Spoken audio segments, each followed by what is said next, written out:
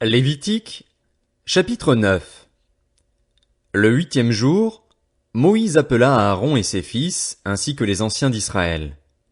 Il dit à Aaron, prends un jeune veau pour le sacrifice d'expiation et un bélier pour l'holocauste, tous deux sans défaut, et sacrifie-les devant l'Éternel. Tu transmettras ces instructions aux Israélites. Prenez un bouc pour le sacrifice d'expiation, un veau et un agneau âgé d'1 an et sans défaut pour l'holocauste, un bœuf et un bélier pour le sacrifice de communion, afin de les sacrifier devant l'Éternel, ainsi qu'une offrande pétrie à l'huile. En effet, aujourd'hui l'Éternel vous apparaîtra.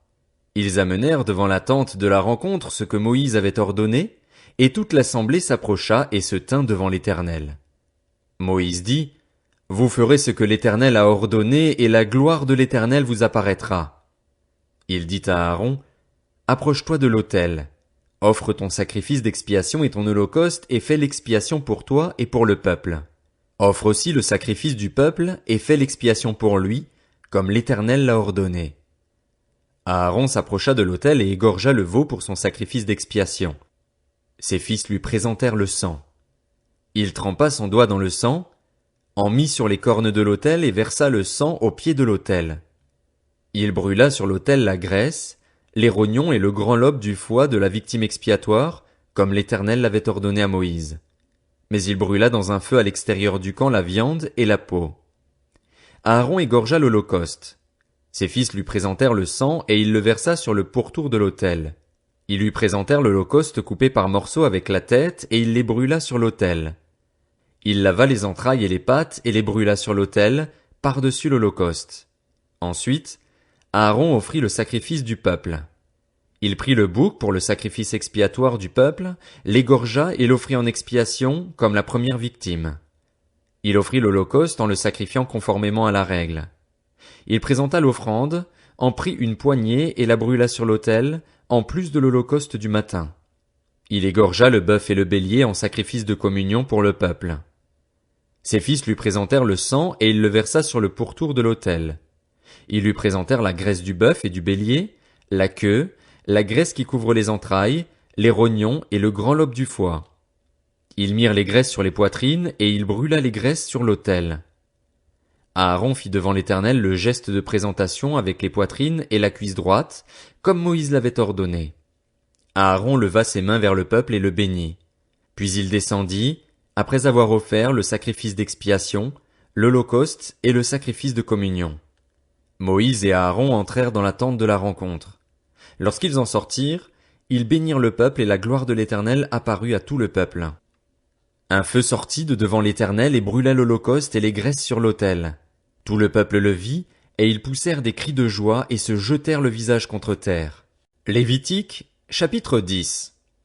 Les fils d'Aaron, Nadab et Abihu, prirent chacun un brûle-parfum, y mirent du feu et posèrent du parfum dessus.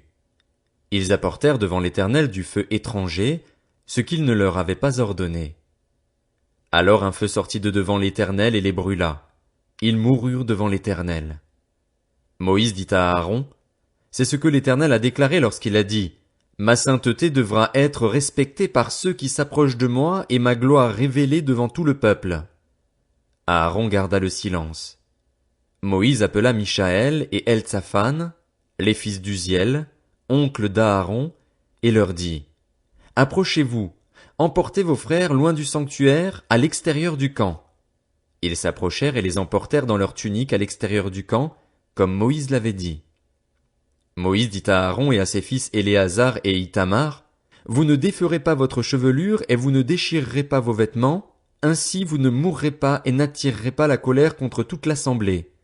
Laissez vos frères, toute la communauté d'Israël, pleurer sur le brasier que l'Éternel a allumé. Vous ne sortirez pas de l'entrée de la tente de la rencontre, sinon vous mourrez, car l'huile de l'onction de l'Éternel est sur vous. Ils firent ce que Moïse avait dit. L'Éternel dit à Aaron, tu ne boiras ni vin ni boisson alcoolisée, toi ainsi que tes fils, lorsque vous entrerez dans la tente de la rencontre, sinon vous mourrez. Ce sera une prescription perpétuelle pour vous au fil des générations, afin que vous puissiez distinguer ce qui est saint de ce qui est profane, ce qui est impur de ce qui est pur, et enseigner aux Israélites toutes les prescriptions que l'Éternel leur a données par l'intermédiaire de Moïse. Moïse dit à Aaron et aux deux fils qui lui restaient, Éléazar et Ithamar, prenez ce qui reste de l'offrande parmi les sacrifices passés par le feu pour l'Éternel, et mangez-le sans levain près de l'autel, car c'est une chose très sainte. Vous le mangerez dans un lieu saint. C'est la part à laquelle vous avez droit, toi et tes descendants, sur les offrandes passées par le feu pour l'Éternel, car c'est l'ordre que j'ai reçu. Vous mangerez aussi dans un endroit pur, toi ainsi que tes fils et tes filles, la poitrine pour laquelle on a fait le geste de présentation et la cuisse prélevée. En effet, elles vous sont données comme la part à laquelle vous avez droit, toi et tes descendants, dans les sacrifices de communion des Israélites. Ils apporteront avec les graisses destinées à être passées par le feu la cuisse prélevée et la poitrine avec laquelle on fait le geste de présentation devant l'Éternel. Elles seront pour toi ainsi que pour tes descendants, par une prescription perpétuelle, comme l'Éternel l'a ordonné. Moïse chercha le bouc expiatoire, et voici qu'il avait été brûlé. Alors il s'irrita contre Éléazar et Ithamar, les fils qui restaient à Aaron. Pourquoi n'avez-vous pas mangé la victime expiatoire dans le lieu saint? C'est une chose très sainte. L'Éternel vous l'a donnée pour que vous portiez la faute de l'assemblée, afin de faire l'expiation pour elle devant l'Éternel. Or le sang de la victime n'a pas été porté à l'intérieur du sanctuaire. Vous deviez la manger dans le sanctuaire, comme j'en avais donné l'ordre. Aaron dit à Moïse, ils ont offert aujourd'hui leur sacrifice d'expiation et leur holocauste devant l'Éternel. Après ce qui m'est arrivé, si j'avais mangé aujourd'hui la victime expiatoire, cela aurait-il plu à l'Éternel? Moïse entendit et approuva ces paroles. Lévitique, chapitre 11. L'Éternel dit à Moïse et à Aaron, transmettez ces instructions aux Israélites. Voici les animaux que vous pourrez manger parmi toutes les bêtes qui vivent sur la terre. Vous pourrez manger de tout animal qui a le sabot fendu ou le pied fourchu et qui rumine. En revanche, vous ne mangerez aucun de ceux qui ruminent seulement ou qui ont seulement le sabot fendu. Ainsi, vous ne mangerez pas le chameau, qui rumine mais n'a pas le sabot fendu, vous le considérerez comme impur. Vous ne mangerez pas le daman, qui rumine mais n'a pas le sabot fendu, vous le considérerez comme impur. Vous ne mangerez pas le lièvre, qui rumine mais n'a pas le sabot fendu, vous le considérerez comme impur. Vous ne mangerez pas le porc, qui a le sabot fendu, le pied fourchu mais ne rumine pas, vous le considérez comme impur. Vous ne mangerez pas leur viande et ne toucherez pas leurs cadavres, vous les considérerez comme impurs.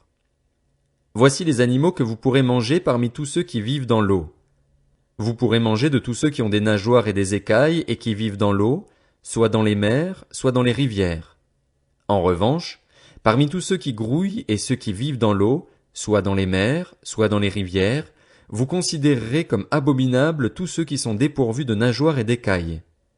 Vous les considérerez comme abominables, vous ne mangerez pas leur chair et vous considérerez leurs cadavres comme abominables. Vous considérez comme abominables tous ceux qui, dans l'eau, sont dépourvus de nageoires et d'écailles.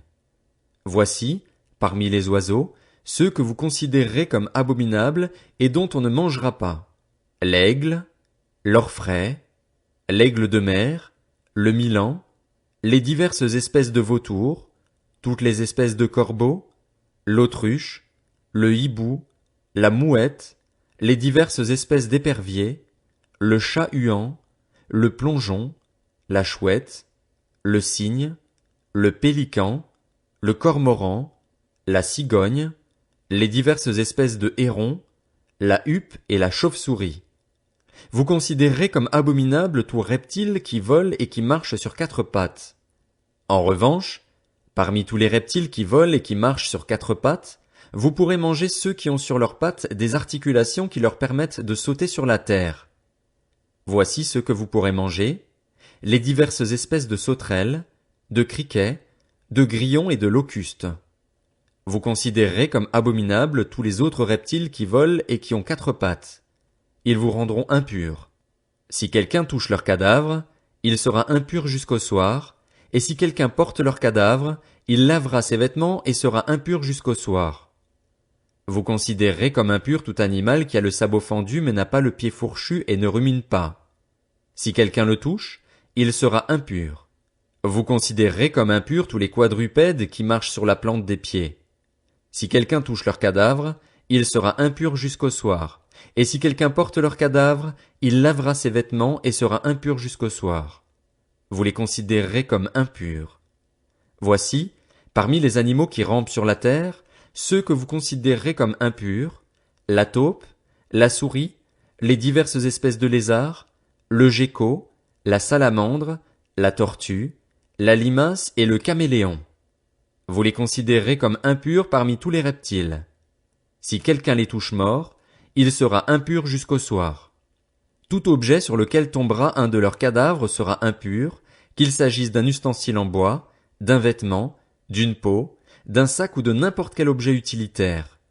On le passera dans l'eau et il restera impur jusqu'au soir, après quoi il sera pur.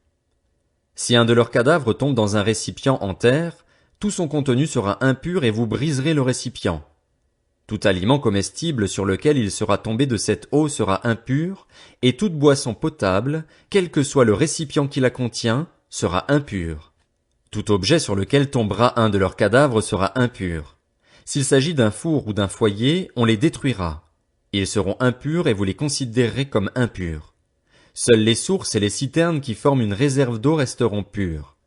Mais si quelqu'un touche leur cadavre, il sera impur. Si un de leurs cadavres tombe sur une semence qui doit être semée, elle restera pure.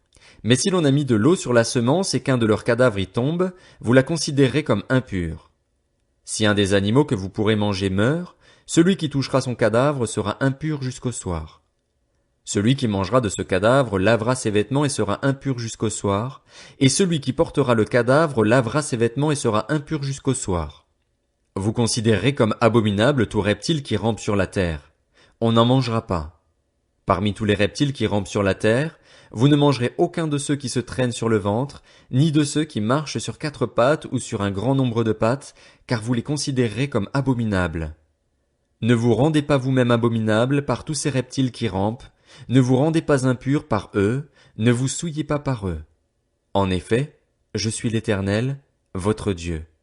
Vous vous consacrerez et vous serez saints, car je suis saint, vous ne vous rendrez pas impurs par tous ces reptiles qui rampent sur la terre. En effet, je suis l'Éternel qui vous ai fait sortir d'Égypte pour être votre Dieu, et vous serez saints car je suis saint. Telle est la loi concernant les animaux, les oiseaux, tous les êtres qui vivent dans l'eau et tous ceux qui rampent sur la terre, afin que vous distinguiez ce qui est impur et ce qui est pur, l'animal qui se mange et celui qui ne se mange pas.